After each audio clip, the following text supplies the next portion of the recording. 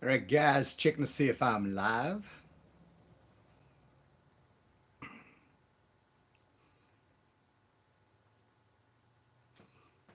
Should know in just a minute. You guys, if you're there, you probably already know.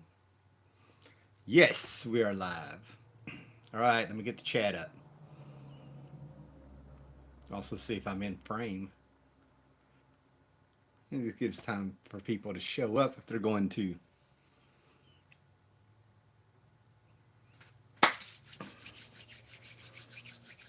Looking good so far.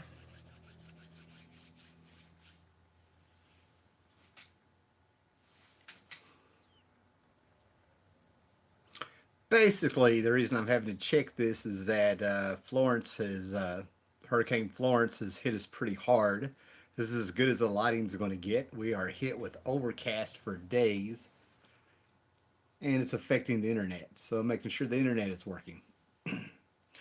But considering that I'm live and it's showing that I'm live, I'm gonna go ahead and say that basically there's a tag that's been going around in a bunch of videos. Hey, all right, here we go. We're going. Okay, Mr. Gretzky, how do I look? How do I look? I can't see it yet.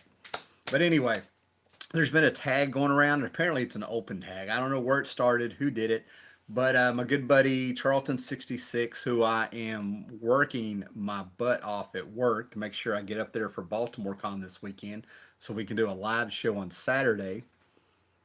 Oh, I'm in black. Ah,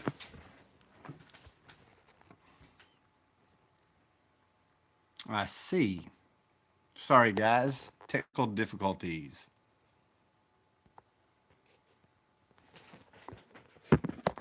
How's that? That was my mess up. Yeah. Okay, now we can get started here. Yeah, nice. Yeah, that was my bad. My bad. Okay, but anyway, there's a tag going around 25 random books you just showed in the video. I don't know where it started. I don't know who did it. Um, and considering how this video started, you guys go ahead and thumbs it up and like it and stuff if you don't care. Let's get it out there. But my buddy Charleston66 put up a video, I think it was today, where he just showed 25 random books. So I figure I got a little bit of time to kill here. I'm not going anywhere because it is storming outside, and you guys know that when I see rain, I think comic books because that's when you pile up in bed with a stack of comic books and read. So basically, I'm just going to pick 25 random comic books from the shelves here. I figured that'd be get a kick out of that. All right, guys. So um, these are. And I want to warn you, there are some books I have never read up here yet. Right, completing collections. Right. So spinning around, pick our first book, and it is Alpha Flight number 13. Now, is that not cool? Now, the cool thing about Alpha Flight is number one, John Byrne was on it. And this is a book that really amazed me because when it came out in '83, you got John Byrne number one. John Byrne was a superstar by this time for being on the Fantastic Four, the Dark Phoenix saga. And one of the things that he did in the X-Men is that they just had a random team made that were Canadian, called Alpha Flight. And Alpha Flight was pretty much going to be just one more plot device for Wolverine, who was really starting to take off. And he didn't really want to do the book. That's what's amazing to me is that as years went by and interviews came out, he really didn't see the sense of it. He said, "I'm doing a book on a team that was just more or less throwaway. More or less just a plot for somebody for Wolverine to move forward, have a little." Clash with the X-Men. So, considering that he didn't want to do it, I think he'd put some excellent stuff in there. And of course, it's Wolverine popping up. Logan is showing up because Matt, was his name Mac Hudson? Anyway, the original Guardian had blown up. He was dead as of issue 12. His suit blew up due to technical difficulties and stuff. And his wife Heather came in and interrupted him right when he was like at a precise time where he could have diffused himself. So that's book number one. All right, what we got here? Yeah, William Bird's out there. Mr. Gretzky, 9966 is there. John Jones is out there. Awesome, man. All right, going to another book. And if you guys want me to pick from a certain shelf up here, just put it in here. I'll see the comment, work on it. So flipping around here, we'll go to this shelf. Oh, yes, one of my favorites, Jonny Quest number 4. Now, I don't specifically remember what's happened in Jonny Quest because when I started getting into Jonny Quest comics from Kamiko in the 80s, as I was getting, I've been getting these probably like about 7, 8 years. This was just a fantastic series that I read them all at once. So I'm sure if I opened it up, looked at the first page, it would come back to me. But these Jonny Quest books from Kamiko were just fantastic. They actually had a 3 issue miniseries that Doug Wildley came on. Doug Wildley should be a legend in comics. He also created Jonny Quest, but he sort of did 3 stories from the Jonny Quest series, cartoon series of the early '60s, where it's sort of he got to put into things that were not allowed in the story or taken out for whatever reason. So just to get these, Willie Mester Lowe's came on this. They had great people doing covers. I think Steve Rude actually did an issue of this, and just the fact that this was out during the '80s, uh, and Willie Messner Lowe's ended up going on to do the Max and Wonder Woman and a few things like that. It's just amazing to me. I'm gonna kind of look at this, but the covers that they had were usually wraparound. This is Tom Yeates and Al Williamson, both legends as they should be. But these things really kind of at times really did catch the feel of the cartoon shows, and there were times where they were expanding on it. They did do a story, I believe, where we find out what happened to Jonny Quest's mom, and that was directly how they got Race in there to be their bodyguard. Didn't really like that story. Sometimes the mystery is good, but I kind of wish I'd picked out the Dave Stevens cover with Jade. Yeah, Jasmine Jade is my one of my favorite characters, considering that she didn't really pop up that much. All right, so that's cool. That's cool. Yeah, Luther Manning's out there. Just watch Steve's video. Yeah, I did too. I was cleaning up downstairs listening to it. All right, now that's 2 books. Let me bag this up and we'll grab another one. Just moving right along. Thanks for everybody that's popped in here, man. We got quite a few people watching. So I'm gonna go up here. Sorry if I'm out of frame. Random book number 3. Of course, it would be out of the Jeff Johns run of Flash. This is Flash 203. Now, this was an interesting arc for Jeff Johns to start on. If I remember right, Wally West, who did it? Somebody, the Spectre, maybe? But anyway, Wally West got affected by magic, and I'm pretty sure it was the Spectre that did it, to where everybody, including Wally, ended up forgetting the Flash's secret identity. And we get to see a Wally West who forgets he's married and he forgets about the Speed Force and he's a mechanic and stuff, right? Now, this you probably really haven't heard too much about this. Either you're a fan of the Flash and you know the story, or you were there when it came out. But I ended up not finished reading this. It really didn't grab me, and it almost felt like I'd seen this before somehow. I don't know if it'd be a movie or maybe a comic book story, but I just didn't waste my time. I was like, great, I get a I got a great deal on a huge Jeff Johns run here, and it's not grabbing me. So yeah, this is from December of 2003. So that would be fall of 2003, and it just didn't grab me. Not a lot to say about that. Okay, going up top. What do we got here? Man, I got to put all these back. And it would be a Marvel fan. Okay, the Marvel Fanfare was a series in the '80s that came out in the early '80s, and this stuff was fantastic. But I always got the impression that these were stories that were commissioned, put out by Marvel, pinups, art, all sorts of things like that, and they just didn't get used. It always made me feel like we were getting leftovers, but it was really cool to get these stories that were you didn't know if they were in continuity or out of continuity. Archie Goodwin was the editor on this book, and we'd always get these editorials of him in cartoons, if you will, talking to the readers, giving some background on characters or these stories or where they came from. And I've really seen this one popping up. It's kind of odd. I have no idea why, but I've actually seen this cover popping up because what was this guy's name? Eunice the Unmovable, Eunice the Untouchable, and Blob, who was unmovable. So you have Hulk in between the immovable object, and just fantastic, man. This is from 1982, and this was $1.25 back in the day, direct edition. Hey, Tat, what's going on?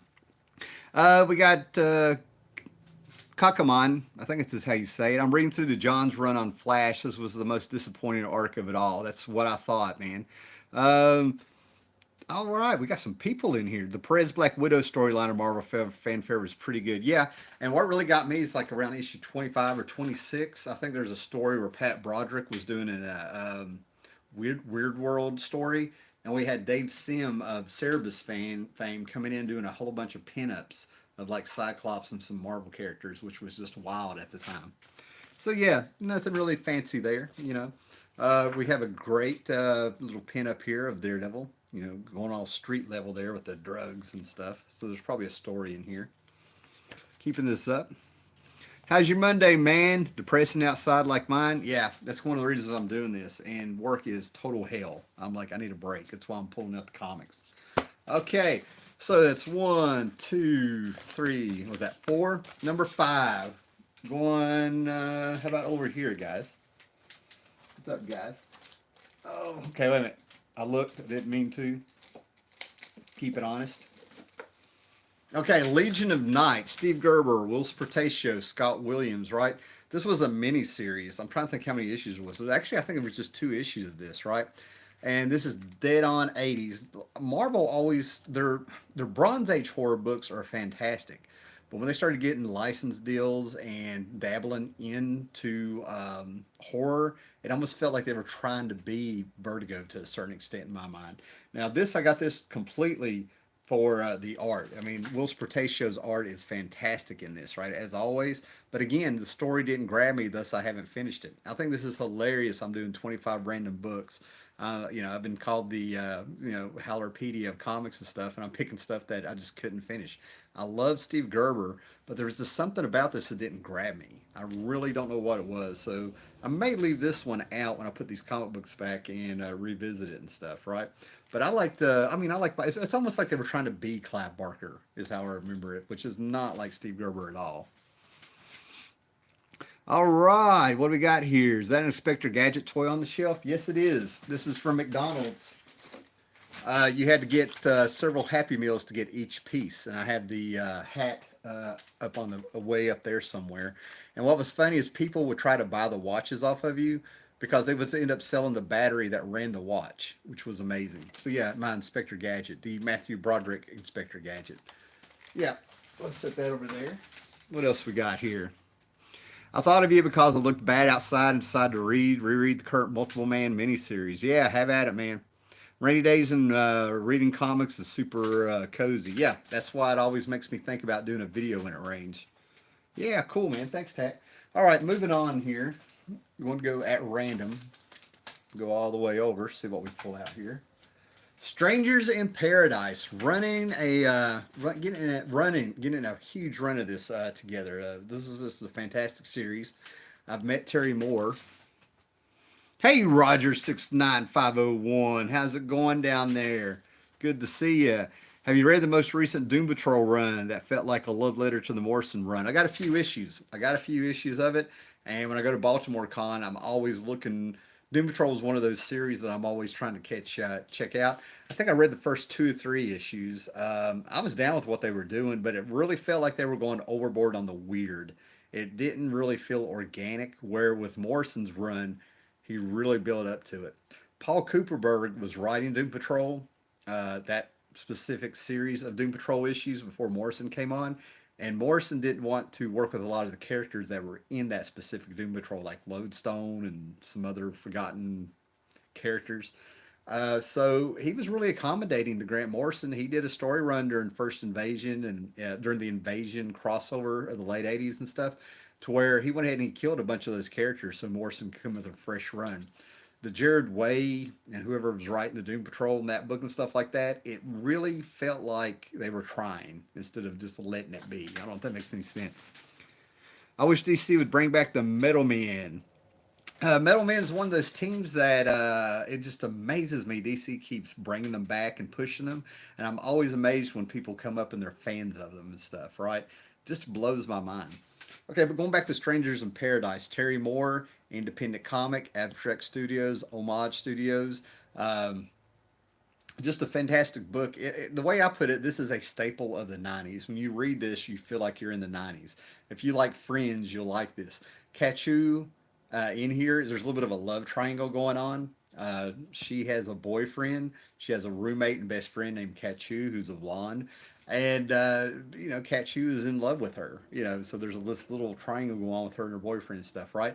And it really, there's certain issues, times where it felt like I was watching Friends, and I absolutely hated Friends when it was on. I probably have watched 5 episodes of Friends. I didn't like it when it was on, and I don't like it now. But this is fun. If you're a comic book collector, a kid of the 90s, this is the way to go. You'll definitely like this. And he's brought it back. I think it's called Strangers in Paradise 25 because it's its 25th anniversary. Absolutely love this series. About it, anything Terry Moore does, I really like. 2, 3, 4. That's 5, guys. Let's keep it moving.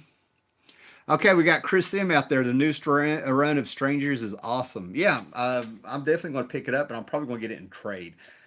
So, yeah, I'm just going to let it kind of roll there. I met Terry Moore at Baltimore Con last year. Hopefully, I'll meet him this year. All right, random. Let's go way over here. 2 more. Oh, another Flash. I keep going to the pot.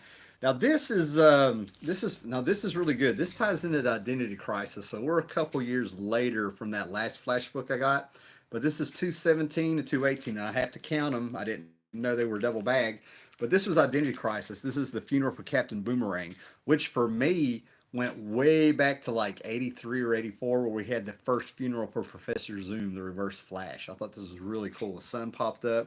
We got the Rogues Gallery that Jeff Johns had really built up to where each character was something unique again. He really added to the Rogues Gallery.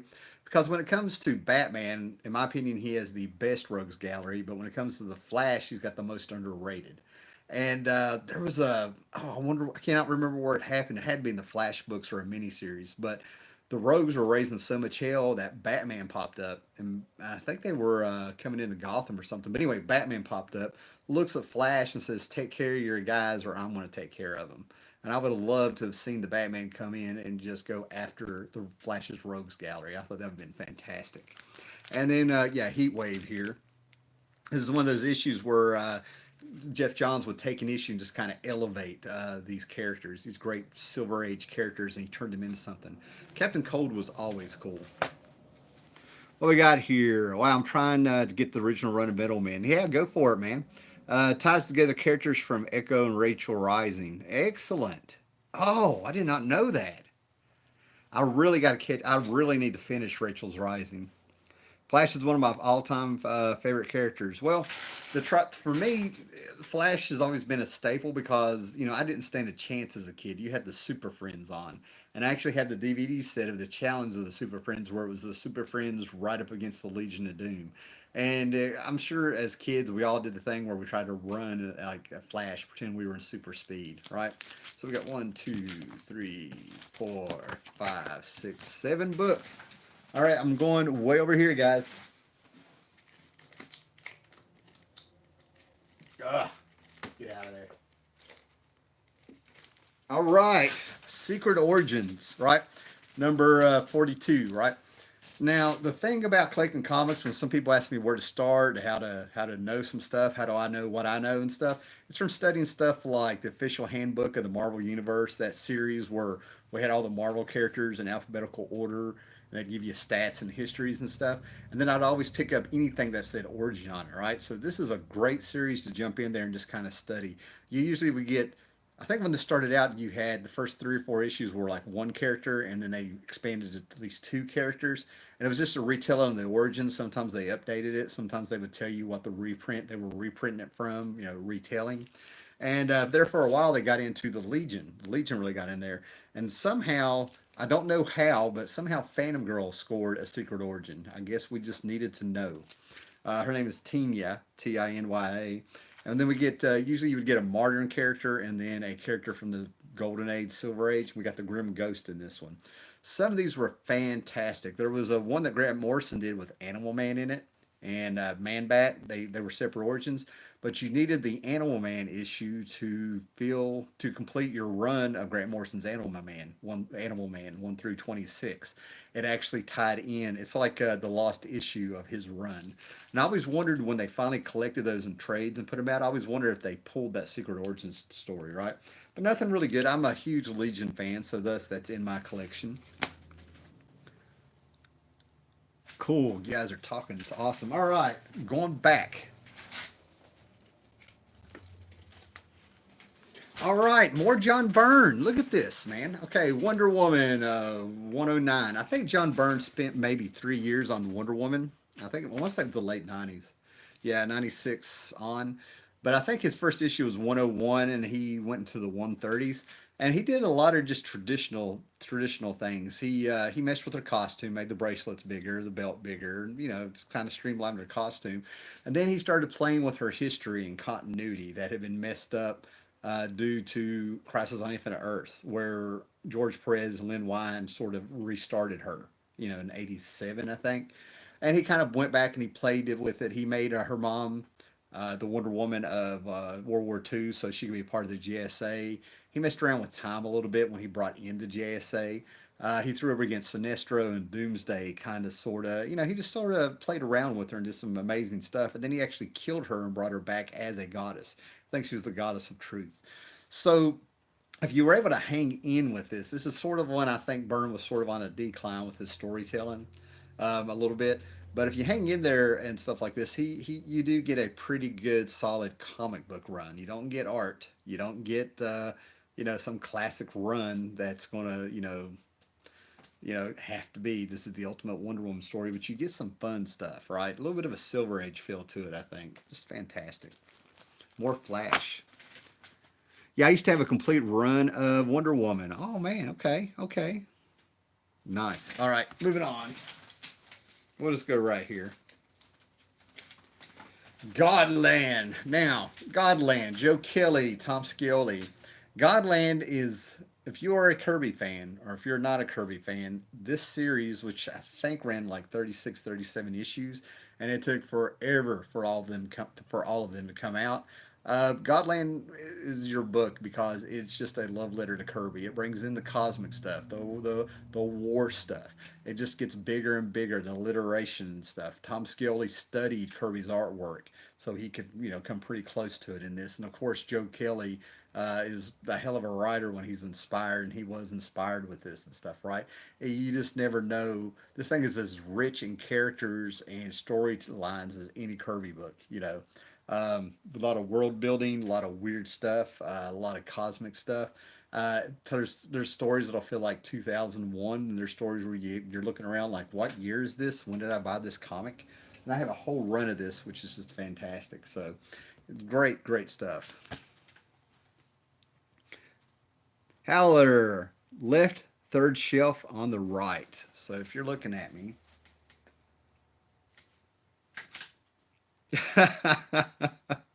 I'm not sure here, Roger. So I'm going to go left third shelf. So this is my left.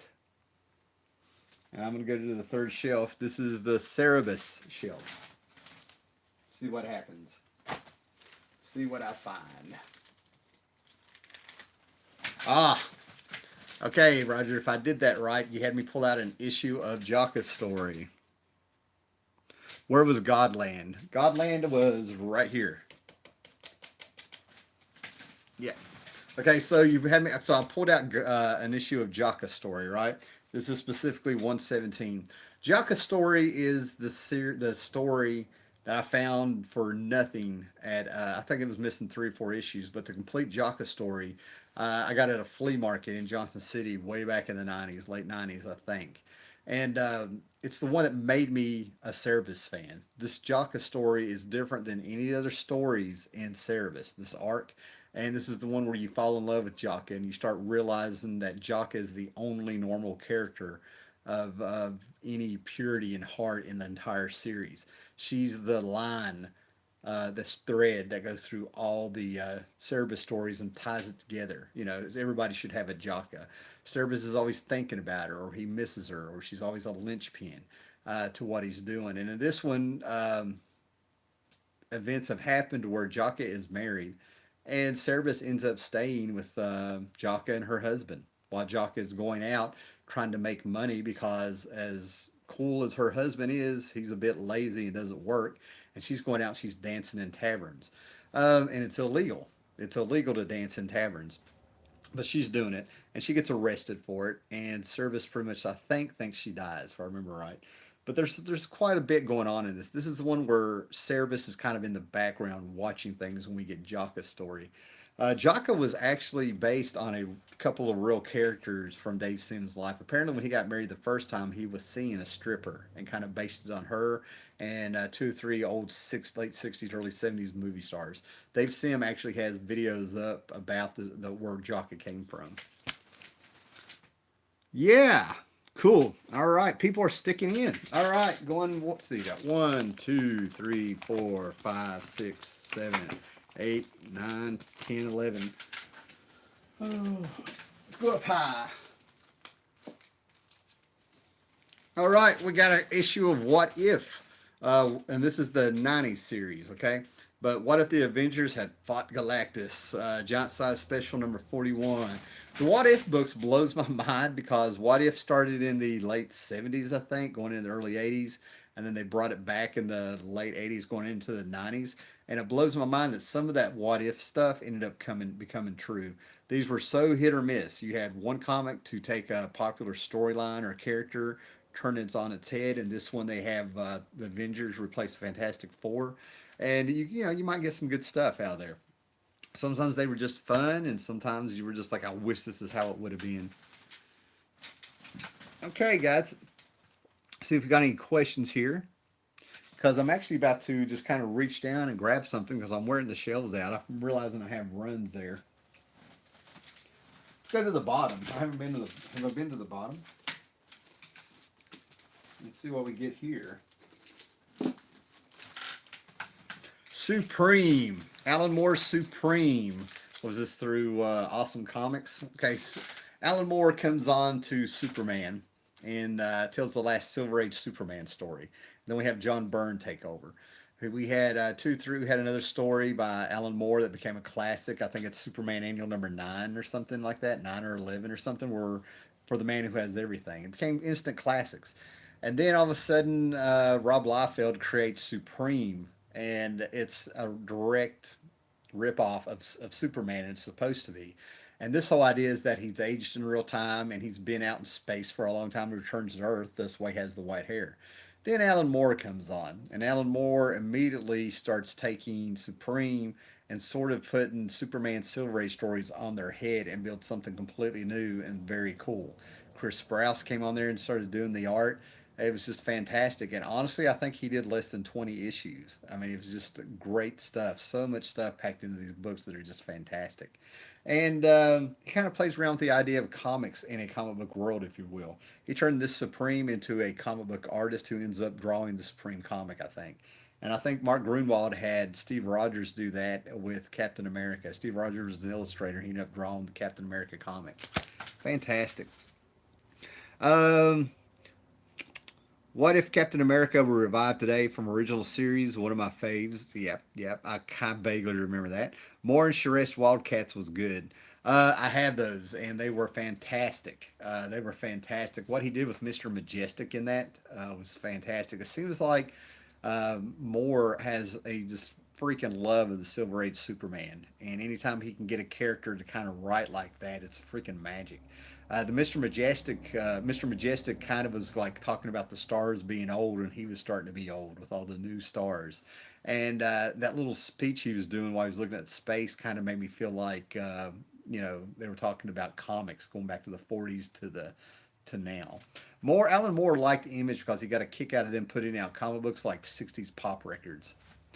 All right, let's see what we get now.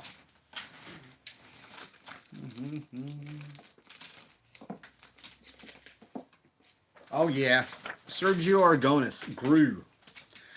Gru is just fantastic. It is a Conan riff, but it's with Sergio Aragonis, who is one of the greatest cartoonists of all time with the most wicked sense of humor. Hey, what's going on, guys? Everybody's talking. Awesome. We get more and more people in here. It's fantastic.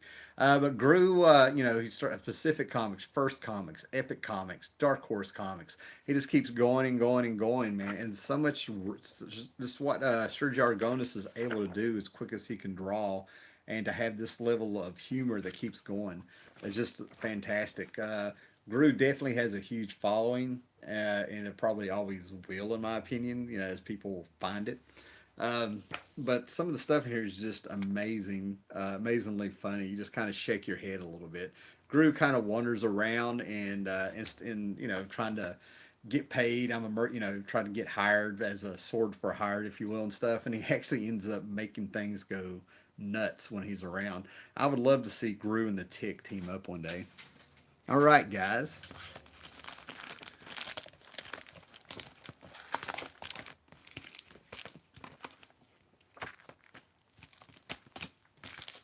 All right, we're at number 15.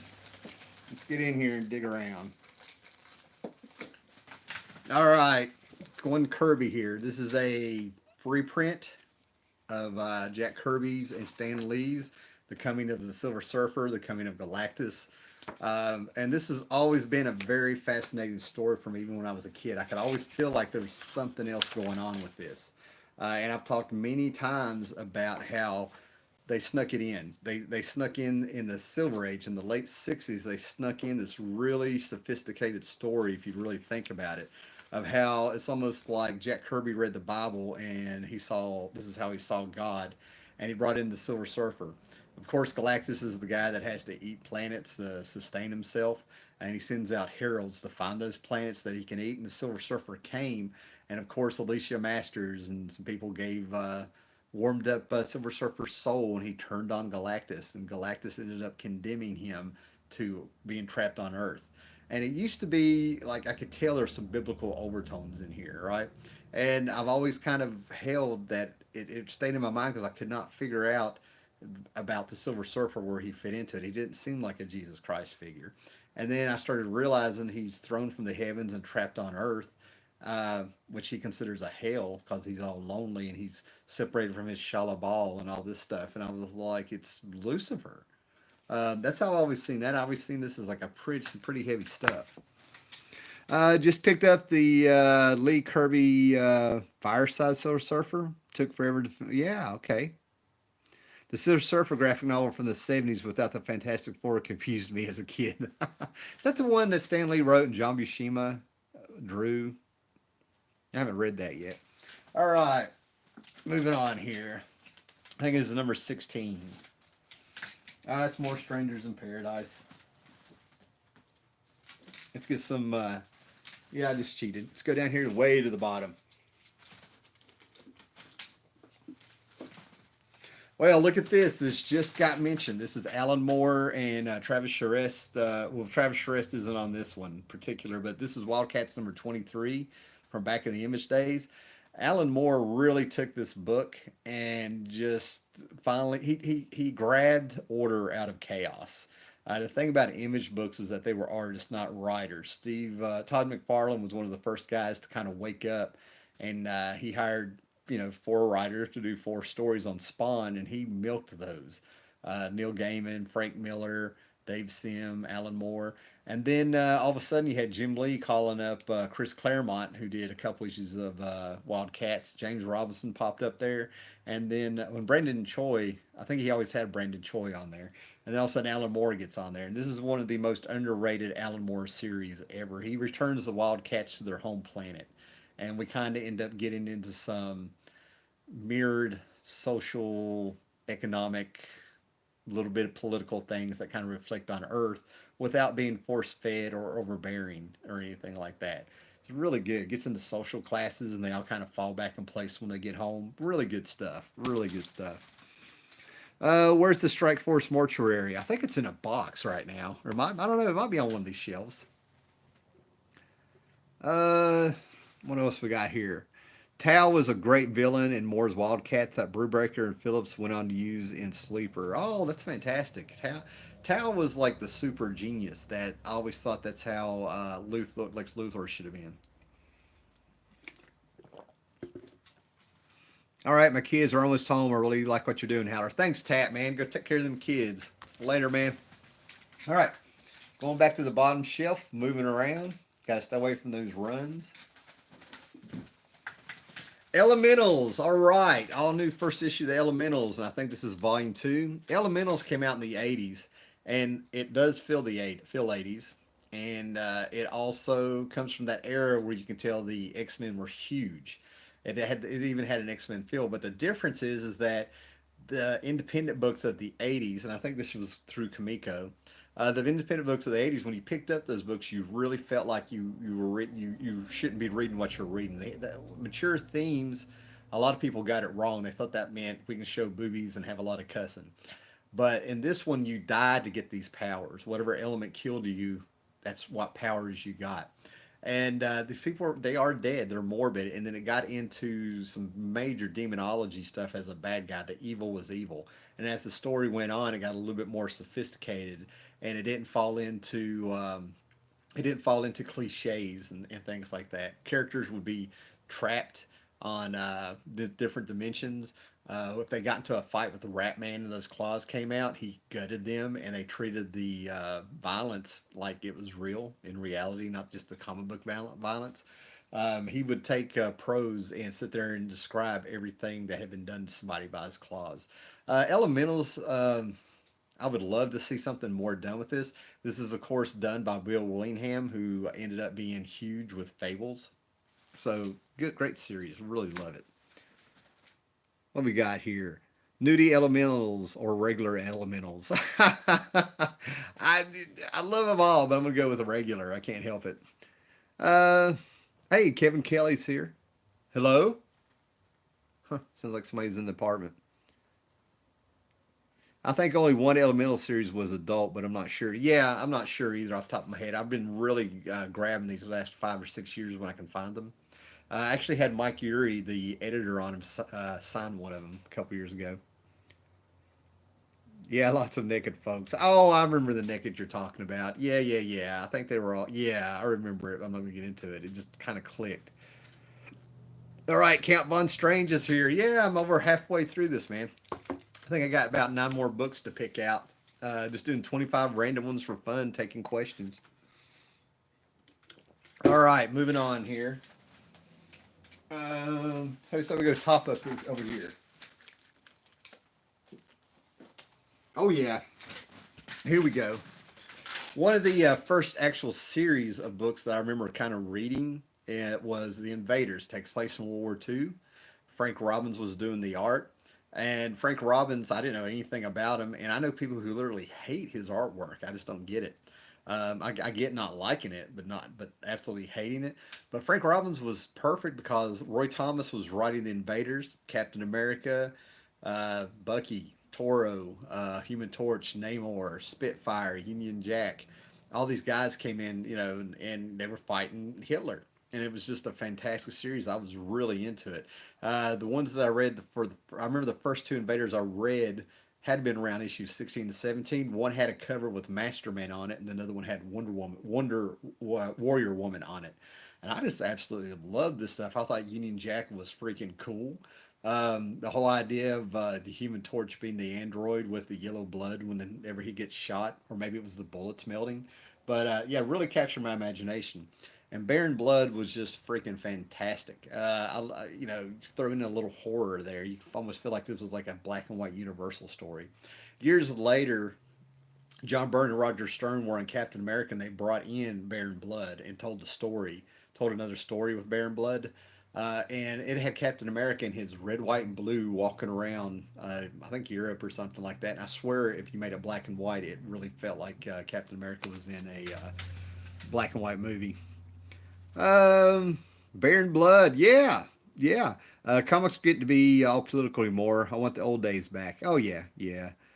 Sweet live show just in time for the drive from work. Awesome. The Invaders. I still remember the first time I saw Warrior Woman as a kid. Yeah, I do too. Maybe the first use of bondage gear in pop culture. Certainly the first use in kids pop culture. Yeah, I didn't catch. I was way too young to even know what bondage was, if it was a thing. But that was the overtones. You could do stories like that, and get away with stuff. You could read it on two levels as a kid or as an adult. It's fantastic. It's definitely a lost art, man. So what? We got 8 more books to go. All right. Oh, man, I got to put all these up too. All right, moving around, moving around. Powers, number 27 from volume 1. Um, I'm a guy that thinks Bendis's strength is writing crime comics, even if he does mix in some superheroes and stuff. And I make no bones about it. I cannot read his superhero stuff. But when it comes to his power stuff, where it's two cops that investigate crimes with superhumans, with people with powers, they call them powers, this stuff's captivating. Um, you do have to get, in my opinion, you do have to get the whole run of a story to really enjoy it. His pacing, it's like he's trying to write a movie script and he's trying to make you like. I mean, I saw him do an issue of a book called Jinx or Goldfish, and the first 4 or 5 pages, if I remember right, was just a dollar bill floating to the ground. Then he'll turn around and have a bunch of talking heads, but it works in this.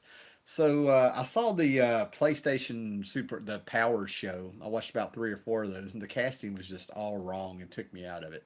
Um, Christian Walker is supposed to be a huge dude, and the guy they had on there was a pencil neck with a bad beard, bad 5 o'clock shadow. The guy looks sick. I can never picture him being Diamond.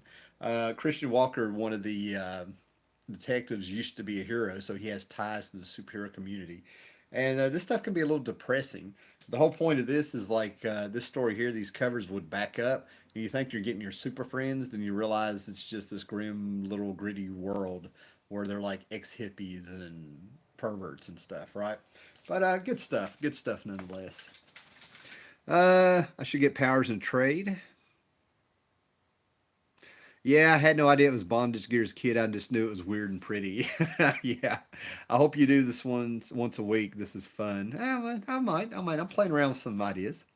I appreciate it, Roger. I should get Powers and Trade. Yeah, I'd check out a couple of them. Do you have any horror comics recommendations that are not going that are not too long of a run? Horror comics? Um, oh man, I love the. Oh, I'm always. I just feel like you can't go wrong with House of Mystery. Um, I mean, I'm old school on it. I love horror from the Bronze Age and stuff. Now, as far as current horror books, we talked about Terry Moore. Rachel Rising was fantastic. I'll put Lock and Key out there. I'll put Lock and Key. I consider that horror. Lock and Key's got some stuff in it. And if anybody else wants to steer John Jones some horror you guys are reading, go for it, man. Trying to think. I like Vampirella, but that's like tongue in cheek stuff. It's not so much clear cut horror. All right, I'm gonna go up high over here. That's more invaders.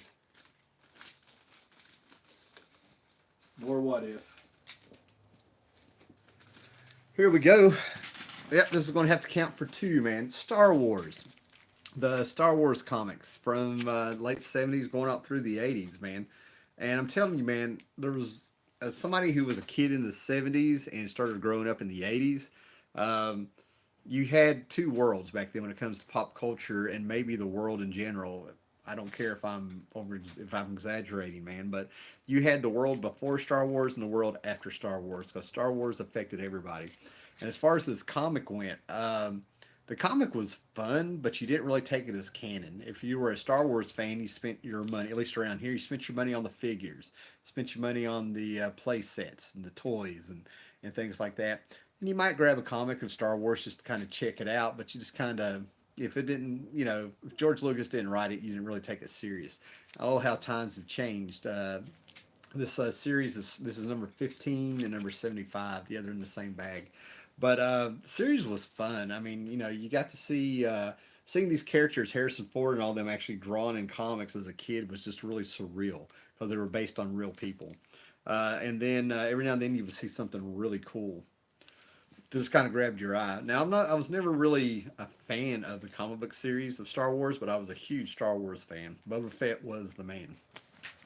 All right, 1, 2, 3, 4, 5, 6, 7, 8, 9, 10, 11, 12, 13, 14, 15, 16, 17, 18, 19, 20. 4 more to go, guys. So we'll go high over here.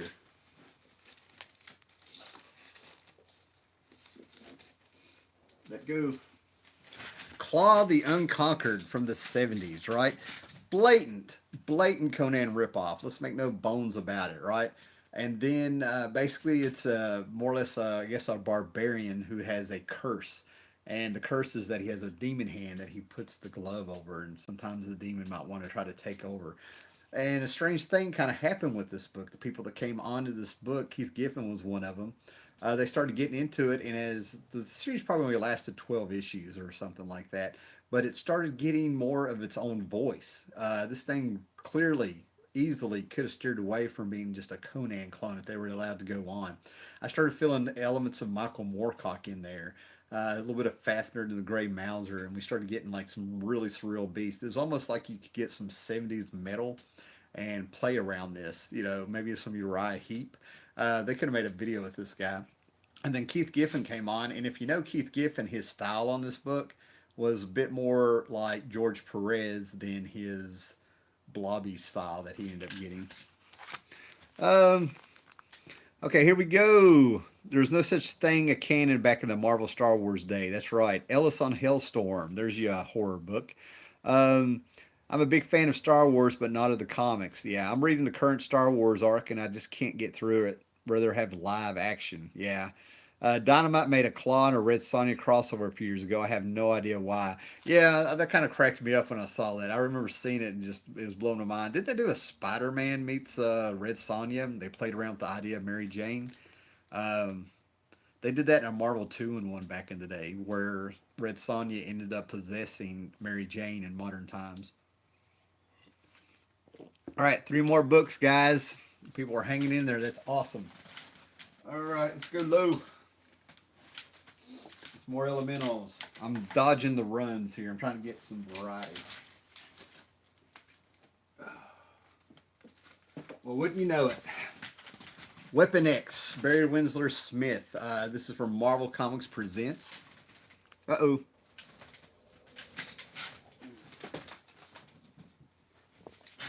This is from Marvel Comics Presents, and this was amazing because Barry Windsor Smith came in and was writing and drawing this, right? And we kind of thought we were getting the origin of Wolverine, and to a certain extent we were. We got the origin of how he got his adamantium. And this, why they stuck this in Marvel Comics Presents, blows my mind because this was a feature in this anthology series where it was just too good for the book. I mean, you would get it every week and just look at these wraparound covers or the Winslow Smith covers, the colors, and you were just like, what is this doing in Marvel Comics Presents? This thing should have been a one-shot or a mini-series, but somebody had gold and got some Winslow Smith in there. Yeah. Spencer Winslow Smith's best art. You got that right. Fantastic. So what we got? 2 more books to go, maybe? All right. So I keep running into the runs when I do this. I have a stack of comics right here beside of me, so I'm just going to reach down and see what I pick out. Oh my God. Cops #1 by Barry Windsor Smith. Not Barry Windsor Smith. Bart Sears. Barry Windsor Smith. Bart Sears. And apparently this was a line of toys that came out in the 80s, of course. They were cybernetic cops fighting cybernetic criminals. And of course, the toy line ended up having a comic book, like most things. But I think it's really cool that Bart Sears ended up helping to design a lot of these characters. And it really blows my mind how a lot of comic book guys were able to do things for toys. Like Larry Hama actually wrote the files that you would get on the back of your G.I. Joe toys, your figures. I don't remember Cops at all. There's a reason. Oh, Parker Rizzo's out there. What's up, Parker? Yeah. So this was just fun. I saw this and I had to get it, and I'm pretty sure I paid like $0.25 for it. If I paid for $1 for this, I'd be surprised. But I'm a Bart Sears fan. I met him at Baltimore Comic Con last year. Great guy. Great guy. All right. What do we got? 2 more? All right. Coming from the other stack. Oh, look at this. Why the Last Man. I've got quite a little run of Why the Last Man. And I always seem to find this book in, people don't know what they have or they don't care. But the when I find the Why the Last Man, I'll end up getting 4 or 5 issues and seriously paying like $1.25 for the stack after I hustle and go through it and stuff like that. Why the Last Man, very, I can't even say it's underrated. I just take that it's not on the consciousness of a lot of comic book collectors and stuff. What was done with this was taking the world, killing all the men except for Yorick and his monkey. That's the only 2 men alive. And we get to see what would happen to the planet if all the men died. It's not quite post-apocalyptic, not quite dystopian. There's some messed up stuff out there, and the women are not painted as angels in sugar and spice and everything nice. There's women who actually go way back, and they kind of regress, and they decide they're going to be like Amazons. And they say the original Amazons would cut a breast off so they could shoot their bow and arrow correctly, and they start doing that, and things like that. There's some messed up stuff. Jordan gets raped in this. He goes through hell. There's some fun times. Just mess. It's this book had a beginning, a middle, and an end, and the ending is really vague of what happened. And York, the Why the Last Man, basically was also an escape artist. So whenever people would catch him and say, "I got a man," they handcuff him. He would know how to get out and stuff like that. It played in it. Fighting crime in a future time. I couldn't get into Why the Last Man. The art left me cold. Yeah, it was straightforward. There's nothing spectacular about it. The writing got me through it, and the person who drew the comic. My experience with her online is that she's just nasty, just mean. What do we got here? Cops. Yeah, there's people. We got some Cops fans out there. Cool. I need to find that. I love the cartoon. I had the complete series on DVD. Awesome. All right, guys. What is this? Last one, maybe? All right. Let me really pull from something here.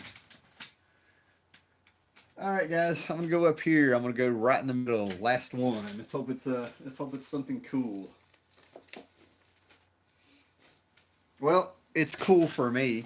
Garth Ennis Hitman. I think this was 60 issues of maybe an annual or two or something like that.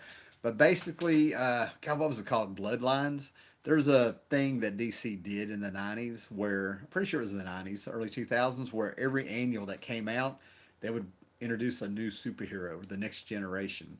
And Garth Ennis was doing Demon. What we got here? Howler's top 10 comics is in the next up section. He looks like a supervillain in the thumbnail. That's funny. Yes, he's referencing one of my old videos. Yeah, Hitman used to be a cool series. Yeah, Hitman was awesome. But basically, what happened was Garth Ennis was writing the Demon, so he just went wild with it. Because Garth Ennis actually doesn't like superheroes. So he had an alien bite this hitman from Gotham City in the back of the neck, and it gave him X-ray vision and telepathy that he never uses. And he has a moral code about who he'll take a hit on. They got to be some really bad people. So this is the story of Hitman and his buddies at the bar and stuff for 60 issues, and he ends up making him a veteran of a Desert Storm. He tells some war stories. He has zombie penguins in there. He brings in some dinosaurs. He has Tommy Monaghan puke on Batman's boots because he got a hit to take out the Joker. Just some really good stuff in here. It was just a fun book, and Garth Ennis got away with a lot of stuff. There's demons that are watching Tommy, the hitman, and his name is Bader. That's the one that goes after him. He's got 4 arms, magic guns, and all this stuff. And Garth Ennis wanted him to have a rank from hell, and his rank would be Master. And DC caught it. He cannot call the guy Master Bader. Even the story behind the story. All right, guys, I think that's 25 books. So this was fun. See if we got any questions. We got people that stuck through this whole thing. That's awesome. So like, sub, subscribe, do all that good stuff, and let me know here. Let's see what we got here. Jared, did you like the Miss Marvel trailer? Yeah, Jared, did you like the Miss Marvel trailer? I wasn't real excited. I didn't hate it, but I wasn't impressed.